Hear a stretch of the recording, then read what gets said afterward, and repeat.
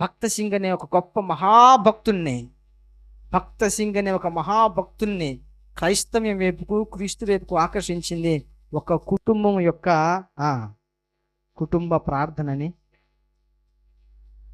Sick మతంలో పుట్టినటువంటి భక్త సింగ్ గారు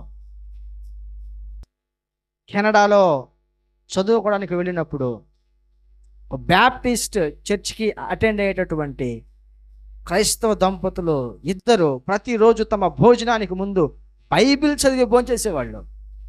అది గమనించినటువంటి భక్త సింగ్ గారు యోహాను సువార్త చదవడం ప్రారంభించి ప్రభు వైపు అడుగులు వేసి బాప్తిస్మం తీసుకునేదాకా ముందుకెళ్ళాడు.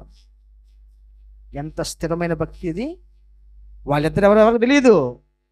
భక్త సింగ్ గారికి క్రీస్తును పరిచయం చేసిన వ్యక్తులు ఎవరో తెలియదు, కానీ భక్త సింగ్ గారు ప్రపంచం అంతా తెలుసు. కానీ ఆ భక్త సింగ్ను తయారు చేయాలంటే ఎంత స్థిరమైన భక్తున్న వ్యక్తులు అవసరం, ఎంత ప్రభావితం చేశారు కదా వాళ్ళు ఆయన్ని. ఈరోజు నువ్వు చేసే భక్తి ఒక గొప్ప ప్రవక్తను బయటికి తీసుకొని రావచ్చు.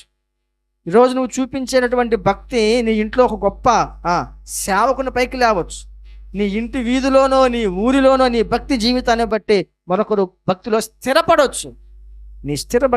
నీ స్థిరమైన భక్తి ద్వారా మరొకరు భక్తిలో స్థిరపడగలగాలి.